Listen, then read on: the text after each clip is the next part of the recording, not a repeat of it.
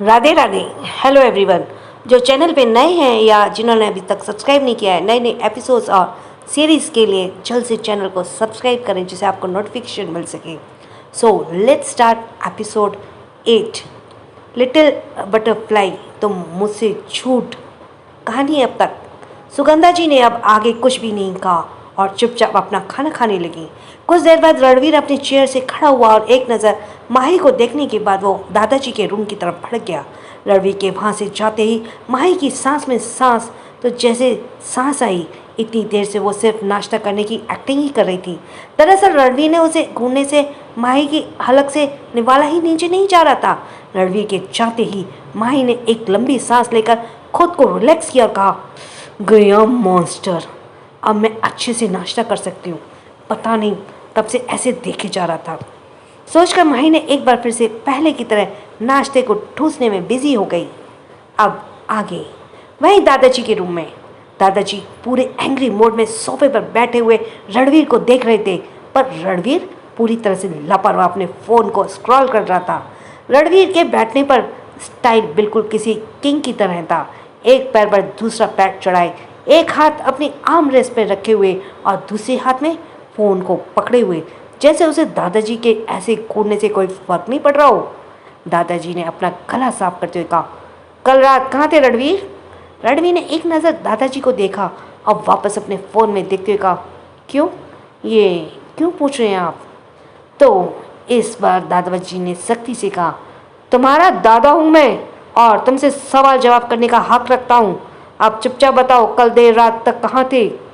रणवीर ने अपने फ़ोन से नज़र हटाते हुए कहा, कल मेरे दोस्तों ने एक पार्टी की थी, बस वही अटेंड करने के लिए गया था। दादाजी ने पूछा, कौन सा दोस्त था तुम्हारा, मुझे बताओ? तो रणवीर ने इस पर चिढ़ते हुए कहा, आपको मैं अपने हर दोस्त के बारे में बताऊंगा क्या दादाजी?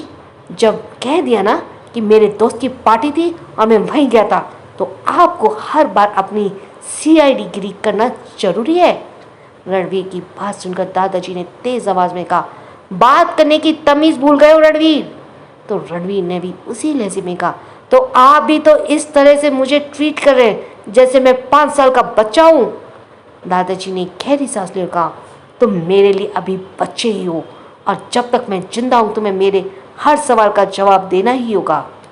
तो रणवीर ने भी खड़े होकर कहा, मुझे किस बात का जवाब देना है और किस बात का जवाब नहीं देना है ये मैं तय करूँगा, कोई और नहीं, यहाँ तक कि आप भी नहीं। दादाजी अच्छे से जानते थे कि रणवीर का स्वभाव ऐसा ही है, वो हमेशा अपने मन की ही करता है, इसलिए उन्हें रणवीर पर गुस्सा तो बहुत आया, पर दादी ने पहले ही दादाजी से कह दिया था कि वो रणवीर से ज़्यादा सख्त रवैया ना अपनाए। इसलिए दादाजी ने खुद को शांत करते हुए कहा, रणवीर, मैं जो भी कहता हूँ या जो करता हूँ तुम्हारे भले के लिए करता हूँ, और मुझसे तो झूठ बोलना मत कि तुम अपने दोस्तों की पार्टी में गए थे। तुम अपने किस दोस्त की पार्टी में नहीं गए थे, और जो तुमने ये चोरी छुपे कर रहे हो ना, वो सही नहीं कर रहे हो। रणवीर जो रूम से बाहर जाने ही वाला था, उसने पलटकर दादाजी की तरफ देखा तो दादाजी खड़े होकर रणवीर के पास आए और अपनी आईब्रो चढ़ाते हुए कहा, तुम्हें क्या लगता है तुम्हारा किसी भी एक्टिविटी पर मेरी नज़र नहीं है? तुम भी वही कर रहे हो जो तुम्हारे बाप ने किया था। मैं पहले ही अपने बेटे और बहू को खो चुका हूँ, अब उनकी आखिरी निशानी को लेकर मैं किसी तरह का रिस्क नहीं लेना सकता। इसलिए जहाँ अपने कदम बढ़ा रहे हो ना, उन्हें वापस ले लो, वरना तुम भी जानते हो कि तुम्हें रोकना मेरे लिए ज़्यादा मुश्किल नहीं होगा। कहकर दादाजी रूम से बाहर निकल गए। दादाजी के जाते ही रणवीर की आंखों के भाव एकदम से चेंज हुए।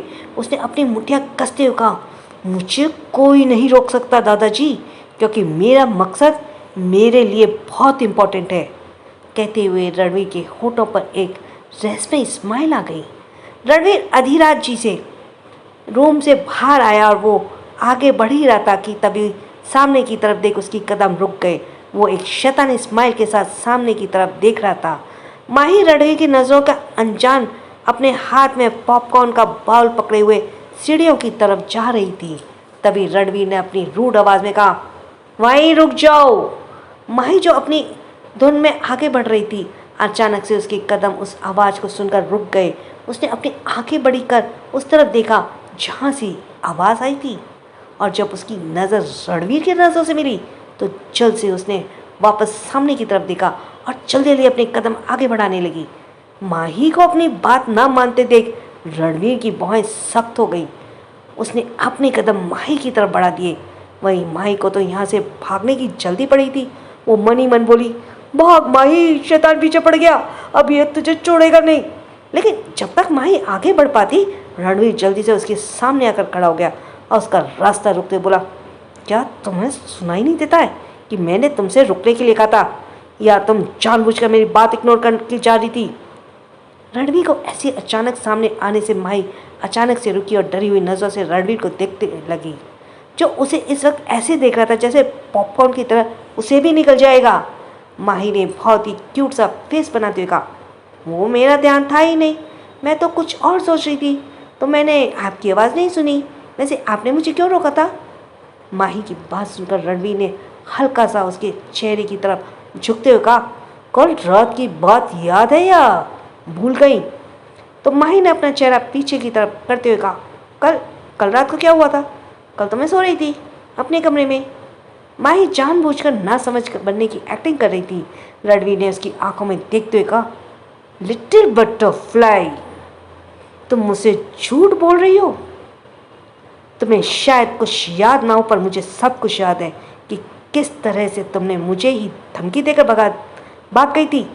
रणवीर की बात सुनकर माही अपने आसपास देखने लगी, जैसे किसी को ढूंढ रही हो जो उसे रणवीर नाम के शैतान से बचा सके, पर वहाँ पर इस वक्त कोई भी मौजूद नहीं था। तो माही ने मन ही मन कहा, अब तो मुझे खुद ही निपटना होगा। उसने अब एक स्माइल के साथ कहा, वो मैं आपको धमकी नहीं दे रही थी, मैं तो आपको बता रही थी कि मैं किसी से नहीं डरती। मैं तो बहुत बहादुर हूँ ना, पता नहीं आपको क्यों ये धमकी लगा। Excuse me and sorry for the gap. Ranveer ने मन ही मन कहा, ये लड़की हद से ज़्यादा चालाक बनने की कोशिश करी है, इसे तो अभी बताता हूँ। कहकर रणवीर ने माही का हाथ झटके से पकड़ा और उसे अपने साथ खींचकर ले जाते हुए कहा, मुझे जो समझना था वो तो मैं समझ ही गया, पर अब वक्त तुम्हारी पनिशमेंट का है, क्योंकि गलत करना पर मैं माफ़ी नहीं सीधा सजा देता हूँ।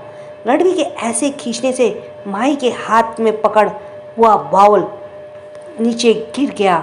माही रणवीर के साथ खिसती हुई जा रही थी, पर उसके पलट पर उसने उन पॉपकॉर्न की तरफ देखा जो इस समय फर्श पर बिखरे पड़े हुए थे। माही ने मन ही मन कहा, पॉपकॉर्न तो खाने देते, मेरा बड़ा मन था इसे खाने का, अब पता नहीं कौन सी सजा देंगे ये मुझे। अब तक रणवीर उसे खींचते हुए रूम में ले आया और झटके से उसका हाथ छोड़ते कहा, चलो मेरे रूम की सफाई करो। माही ने हैरानी से पहले पूरे रूम की तरफ देखा, तो वो कब से रणवीर का रूम देखना चाहती थी, पर निया ने उसे इतना डरा दिया था कि उसकी हिम्मत ही नहीं हुई यहाँ आने की। अब तो रणवीर खुद उसे अपने ही रूम में ले आया था। रूम वाकई में बहुत बड़ा और बहुत खूबसूरत था, शायद पैलेस का सबसे बड़ा रूम ही यही था, लेकिन उसका इंटीरियर थोड़ा सा अजीब लगा, क्योंकि वहाँ पर ब्लैक कलर कुछ ज़्यादा ही शो हो रहा था। वहीं माही उस रूम को देखते हुए सोच रही थी, साफ करना है, पर क्या साफ करना है, यहाँ तो सब कुछ साफ है। रणवीर माही के चेहरे से समझ गया था कि उसके छोटे से दिमाग में इस वक्त क्या चल रहा है। उसने आगे बढ़कर वहाँ पड़ी चीज़ों को बिखेरना शुरू कर दिया। माही अपनी बड़ी आंखों से बड़े किए हैरानी से रणवीर की हरकत को देख रही थी कि आखिर में ये कर क्या रहा है। रणवीर ने बेडशीट की चादर को भी वहाँ सामान रखा हुआ था वो सब फर्श पर बिखेर दिया, फिर वापस सोफे पर एक पैर पर दूसरा पैर चढ़ाया बैठकर कहा, चलो अब साफ करो। माही ने अजीब नजरों से पहले बिखरी हुई चीज़ों को देखा और फिर रणवीर की तरफ, जो एक छोटी सी शैतानी हंसी लिए उसे ही देख रहा था। माही ने अपनी कमर पर हाथ रखते हुए कहा, यह रूम तो बिल्कुल साफ था, इसे आपने ही गंदा किया है, अब मैं क्यों साफ करूं? गंदा आपने किया तो आप ही साफ करें, मैं नहीं करने वाली।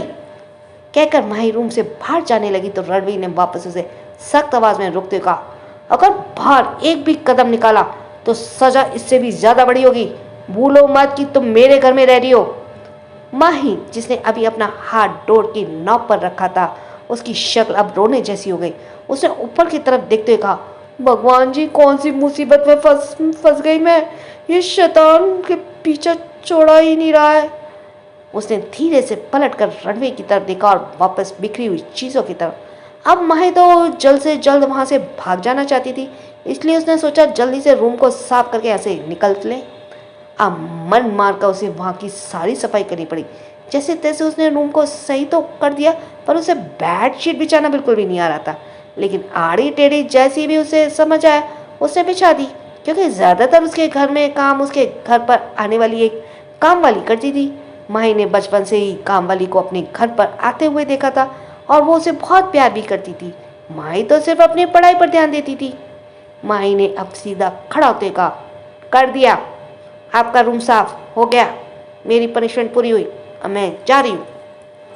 रणवीर ने सरसरी निगाह से बेड की तरफ देखा और कहा, ये ऐसे बिछाई जाती है बेडशीट?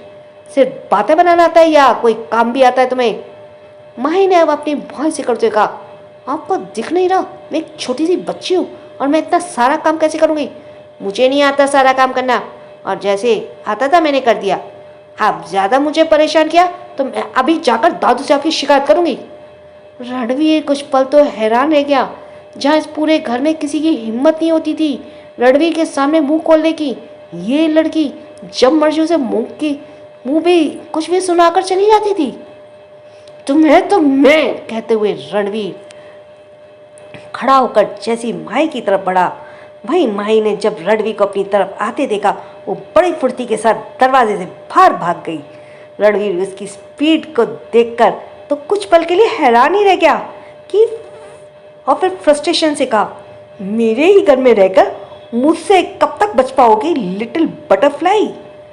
वहीं माही तो ऐसे कॉरिडोर में भागे जा रही थी कि अगर उसके अपनी स्पीड जरा सी भी कम की तो रणवीर पक्का उसे वापस पकड़ लेगा और पनिशमेंट के नाम पर उसे वापस कोई ना कोई काम करवाएगा।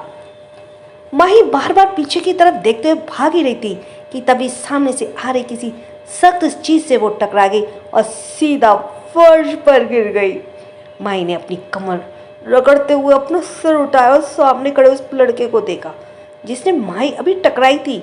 उस लड़के ने हाइट, पर्सनैलिटी बिल्कुल रणवीर से मैच हो रही थी और उसकी उम्र भी लगभग रणवीर के बराबर ही थी। वहीं वो लड़का हैरानी से माही को देख रहा था।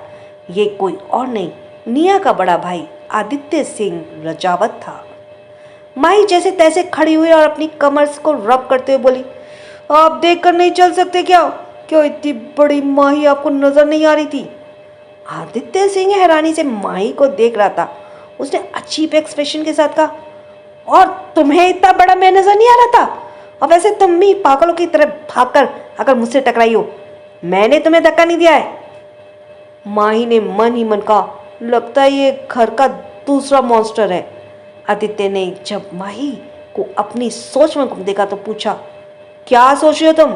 तो माही अपनी ही धुन में बोली, यही कि आप दूसरे मॉन्स्टर हैं। तभी माही को एकदम से रियलाइज हुआ कि उसने क्या बोल रही है। उसने अपनी जीभ अपने दांत तले दबाई और जल्दी से अपनी बात सही करके बोली, आप तो शायद निया के भाई है ना? मुझे निया ने बताया था।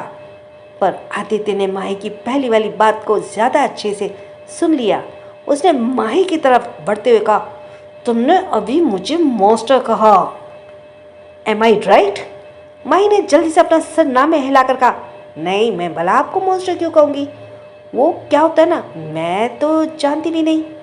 तभी एक और आवाज़ वहाँ पर उन दोनों के कानों में आई, जितनी इनोसेंट बनने की कोशिश तुम करती हो ना, उतनी हो नहीं। सो let's go for the next episode. अच्छा लगा वैसे मुझे भी, किसी ने रिकमेंड किया अभी तक के लिए तो ठीक है, आगे का पता नहीं। मेरे सामने तो ये ड्रामा एपिसोड दैट इज़ 9। माही को एकदम से रियलाइज़ हुआ कि वो क्या बोल रही है। उसने अपनी जीभ अपने दांतों तले दबाई और जल्दी से अपनी बात सही करते हुए कहा, आप तो शायद निया के भाई है ना? मुझे निया ने बताया था। तभी एक और आवाज़ वहाँ पर दोनों के कानों में आई, जितनी इनोसेंट बनने की कोशिश तुम करती हो ना, उतनी हो नहीं। अब आगे। अब इस आवाज़ को सुनकर माही की शक्ल तो ऐसी हो गई जैसे वो अभी रो ही देगी। उसने धीरे से पलटकर पीछे की तरफ देखा। रणवीर उसे कुछ कदम ही दूरी पर ही खड़ा उसे ही अपनी एक बहुत चढ़ाए देख रहा था। माही ने अब एक बार फिर से आदित्य की तरफ देखा और वहीं आलती पालती मारकर बैठते हुए दहाड़े मारकर रोने लगी।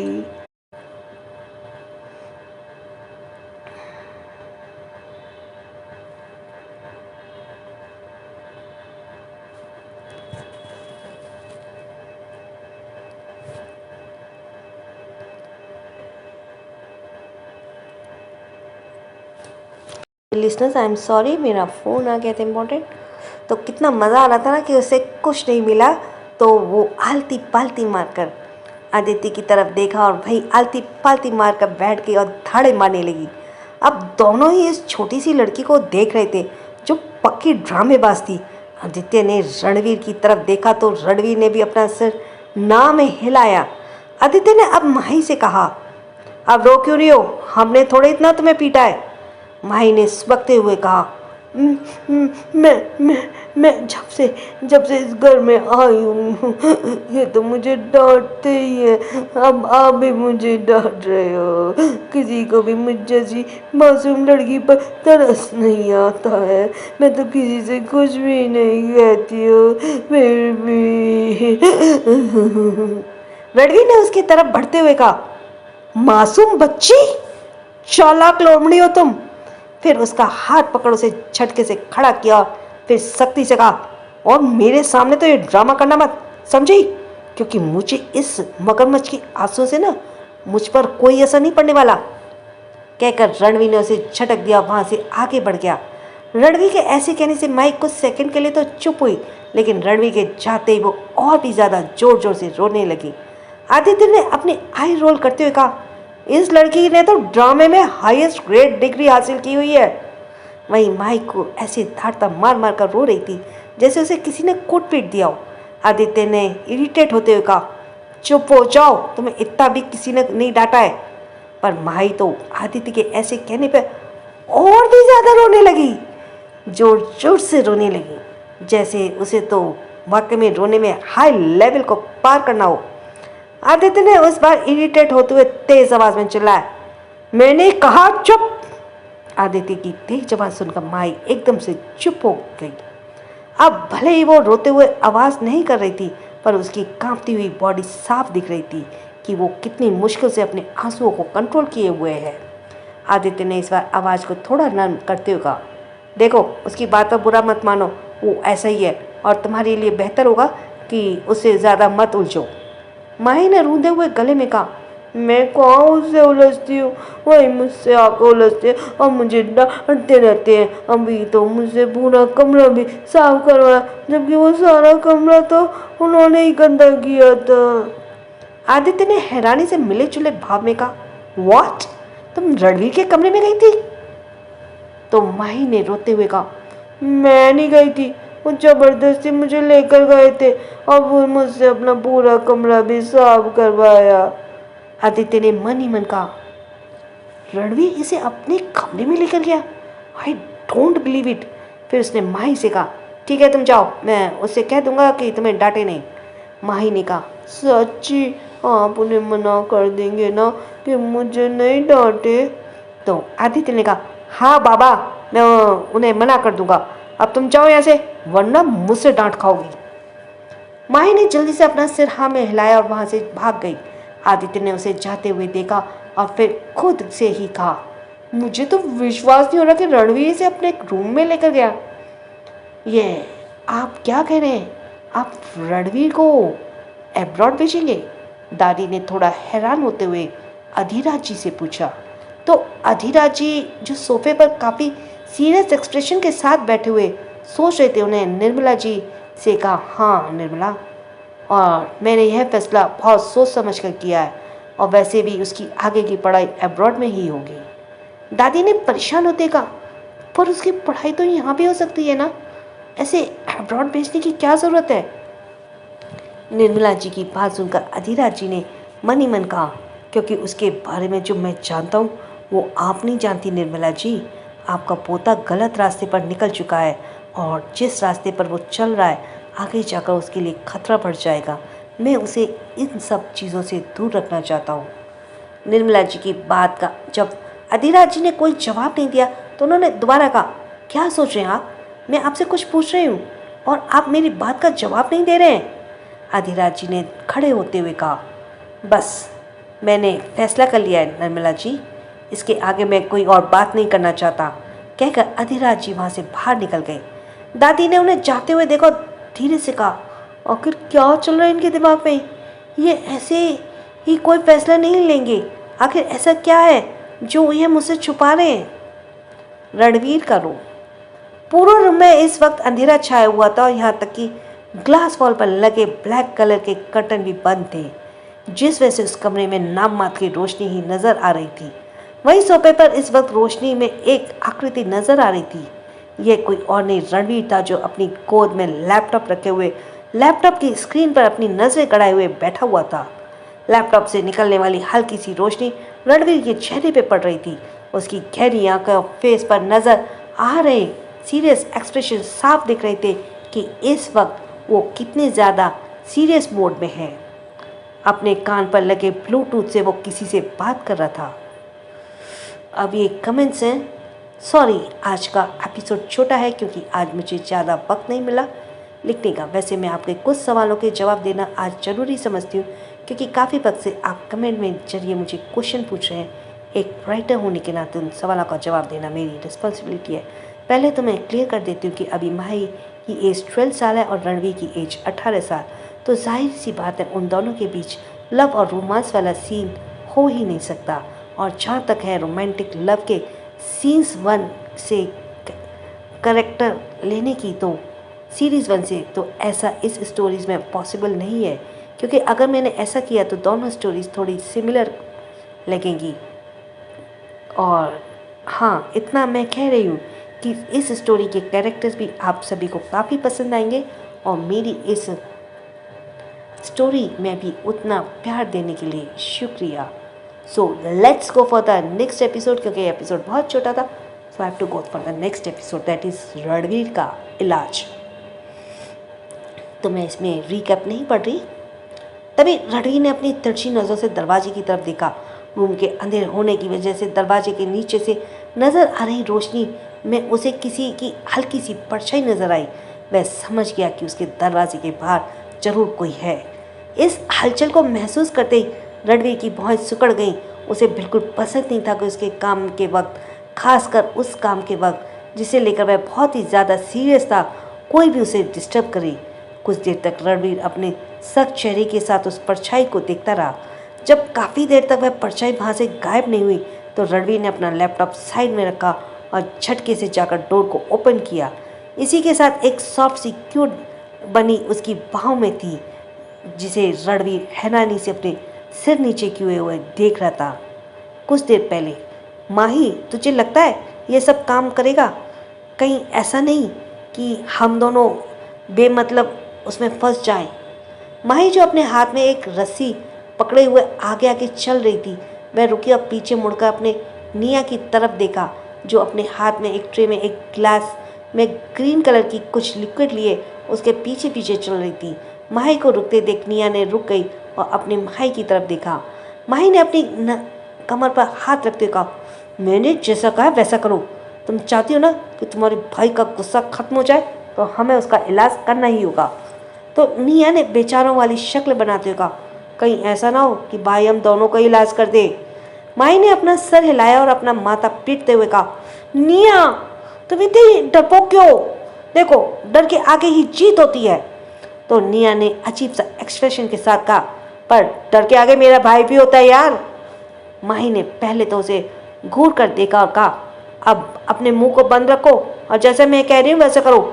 चलो मेरे साथ फॉलो अप ही। ये कहकर माही सिर हिलाते हुए वापस आगे चलने लगी।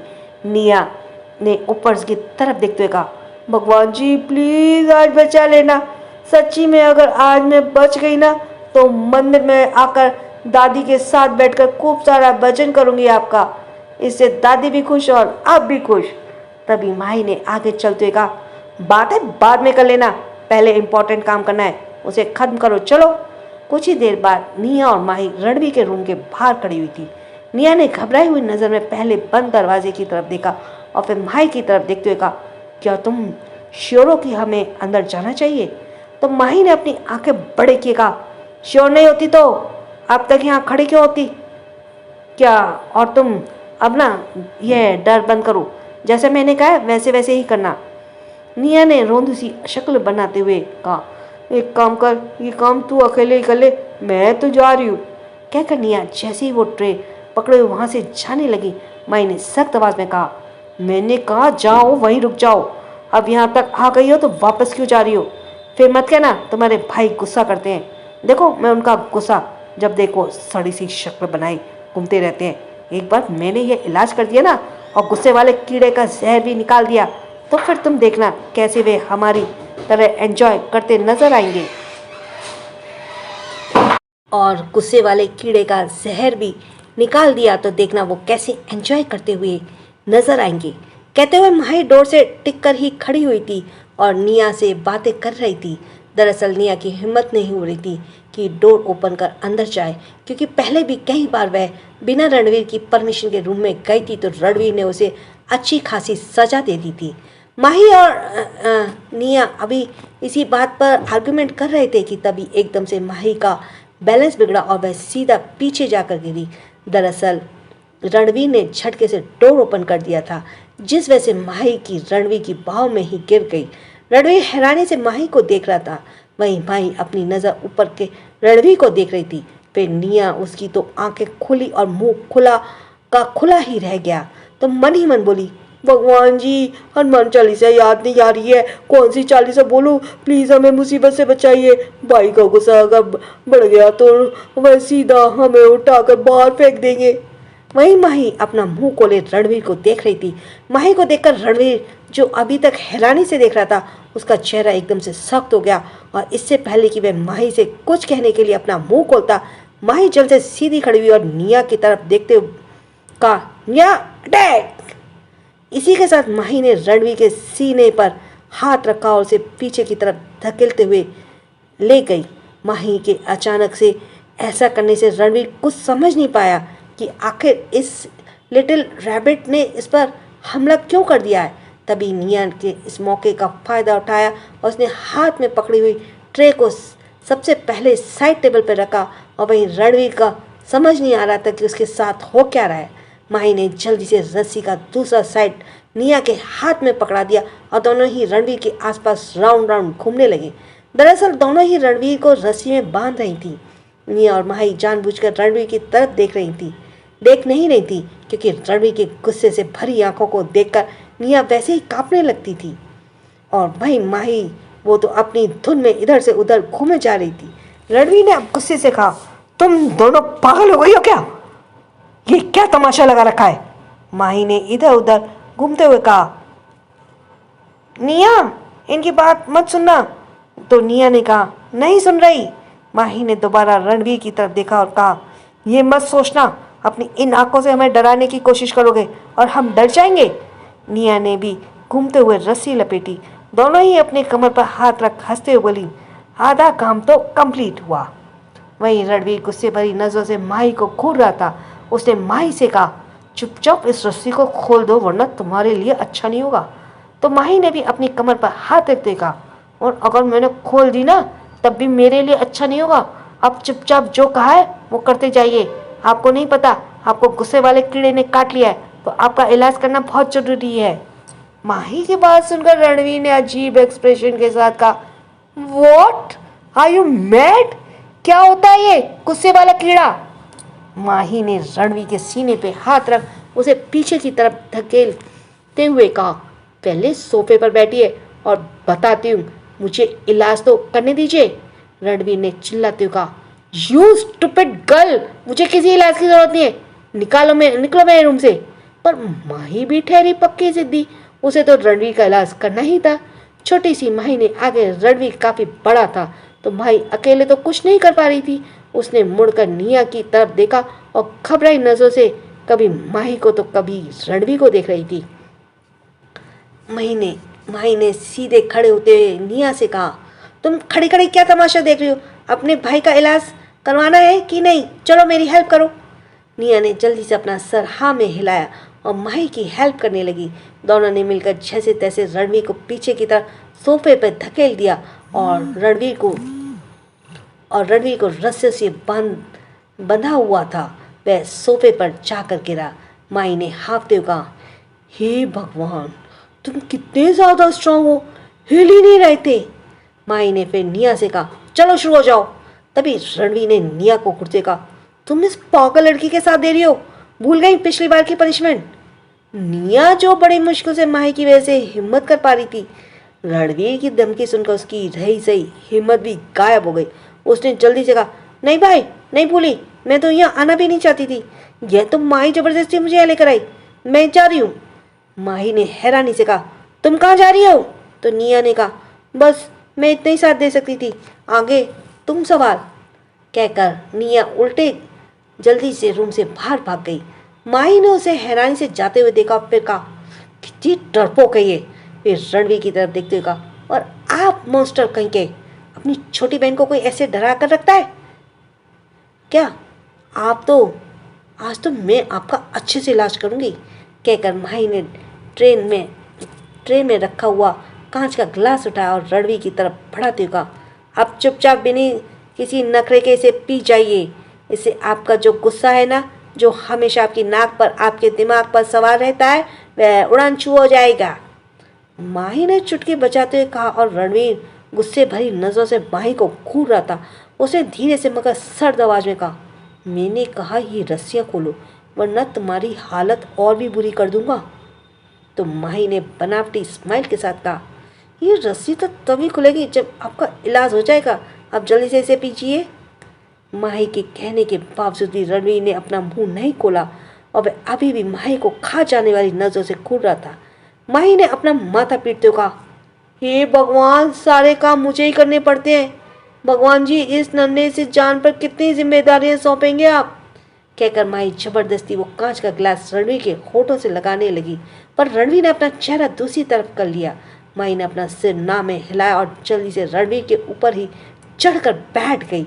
उसने अपने दोनों घुटने रणवीर के अगल बगल रखते हुए रणवीर का मुंह पकड़ा और अपने सामने करते हुए कहा, जब तक आप ये ग्लास खाली नहीं कर देंगे, मैं यहाँ से कहीं नहीं जाने वाली। कहकर माही ने जबरदस्ती ग्लास रणवीर के होठों से लगा दिया। उसका एक घूंट लेते ही रणवीर का चेहरा एकदम अजीब सा हो गया। उसने अपना चेहरा दूसरी तरफ करते हुए कहा, यू इडियट, तुम मुझे करेले का जूस बना के पिला रही हो।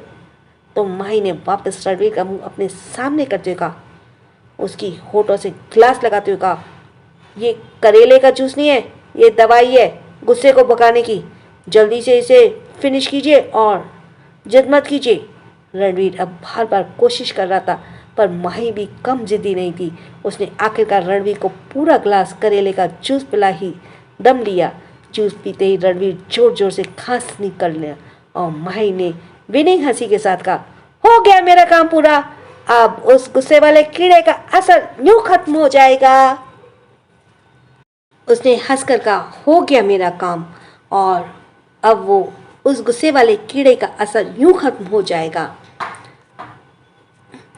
कहकर माही रणवीर की गोद से उतर गई। वहीं रणवीर अभी भी खांसते हुए गुस्से से माही को घूर रहा था। उसके तो दिमाग में ऐसा चल रहा था कि छोटी सी पिद्दी सी लड़की को उठाकर इस मैंशन से बाहर ही फेंक दे। तभी उन दोनों के कानों में आदित्य की आवाज़ आई। आदित्य ने रूम में अंदर आते हुए जैसे ही माही और रणवीर को देखा, पहले तो उसकी आंखें एकदम से हैरानी से बड़ी हो गई कि सामने चल क्या रहा है। तभी उसने माही से कहा, ये क्या कर रही हो माही? माही ने आदित्य की तरफ देखा और फिर हंसते हुए कहा, मैं तो इनका इलाज कर रही थी। वहीं रणवीर ने खांसते हुए आदित्य से कहा, ये रस्सी खोलो आदि। आदित्य ने कहा, ठीक, मैं खोलता हूँ। कहकर आदित्य जैसे ही रणवीर की रस्सी खोलने के लिए आगे बढ़ा, माही ने उसे रोकते हुए कहा, नहीं नहीं, पहले मुझे यहाँ से जाने दो, वरना पता चला रस्सी खोलते हुए मुझे पीट देंगे। कहकर माही जल्दी से रूम से बाहर भाग गई। आदित्य ने उसे जाते हुए देखा। वहीं रणवीर भी गुस्से भरी आवाज़ आदित्य के कान में आई, आदि, तुमने सुना नहीं, ये रस्सी खोलो। आदित्य ने रणवीर की तरफ देखा और जल्दी से उसकी रस्सियों को खोल दिया। रणवीर जल्दी से खड़ा हुआ। उसे तो आज मैं छोड़ूंगा नहीं, इसकी इस हालत की सज़ा तो इसे जरूर मिलेगी। इस हरकत की, कहकर रणवीर जैसे रूम से बाहर जाने लगा, आदित्य ने जल्दी से उसे पकड़कर रोकते हुए कहा, अरे जाने देना, बच्ची है, तो क्या बच्ची को परेशान कर रहा है। रणवीर ने आदित्य की पकड़ से खुद को छुड़ाते हुए कहा, बच्ची नहीं आफत है, जब से इस घर में आई है मेरी नाक में दम कर रखा है, जब देखो मुझसे उलझती रहती है, इसे तो आज मैं किसी कीमत पर नहीं छोड़ूंगा। कहकर रणवीर जैसे रूम से बाहर निकल जाने लगा, पर इससे पहले रूम से बाहर आ पाता आदित्य ने फुर्ती से आकर रूम का डोर अंदर से बंद कर लिया और रणवीर को रोकते हुए कहा, देख मेरी बात सुन, उसे कुछ मत कह, वरना दादू तुझ पर ही गुस्सा करेंगे और तू अपने गुस्से को शांत करना, क्या बात बात पर गुस्से में रहता है। रणवीर ने पलट कर अपने बालों को फ्रस्ट्रेशन के हाथ फेरा और कहा, इसे आज मैंने सजा नहीं दी ना तो उसकी हरकतें और बढ़ जाएंगी, इसे इसकी हद दिखानी जरूरी है। आदित्य ने रणवीर के सामने आते हुए कहा, देख रणवीर, वो बच्ची थोड़ी शरारती है लेकिन क्यूट भी तो है ना, और तुझे पता नहीं इसने अपना परिवार खो दिया है, इसलिए तो दादू इसे यहाँ लेकर आए हैं। रणवीर ने घूरकर आदित्य को देखा और कहा, उसने अपना पूरा परिवार खोया है तो मैंने भी अपने माँ बाप खोए हैं, और अभी मैं अपनी ज़रूरी इम्पोर्टेंट काम कर रहा था जिसके बीच में इसने आकर डिस्टर्ब किया। तुम्हें पता है इस वक्त मेरी मीटिंग किस से हो रही थी। आदित्य ने पूछा, किस से। रणवीर ने उसे कोई जवाब नहीं दिया और बालकनी की तरफ चला गया, तो आदित्य भी उसके पीछे जाते हुए बोला, अब बता भी ना किससे तेरी मीटिंग हो रही थी। रणवीर बालकनी में आ गया और रेलिंग पर अपने दोनों हाथ टिकाए हुए सामने की तरफ देखने लगा। आदित्य रणवीर के पास आकर खड़ा हुआ और अपने हाथ बंधे रेलिंग से बैक टिकाकर खड़ा हुआ और बोला, ये तेरी पहेलियां बुझाने की आदत नहीं जाएगी ना रणवीर। ये एपिसोड अब यही, नेक्स्ट कल के लिए थैंक्स फॉर लिसनिंग। जिनका सब्सक्राइब करना रहेगा वो जल्दी से सब्सक्राइब कर दें। छोटों को प्यार, बड़ों को सम्मान। राधे राधे।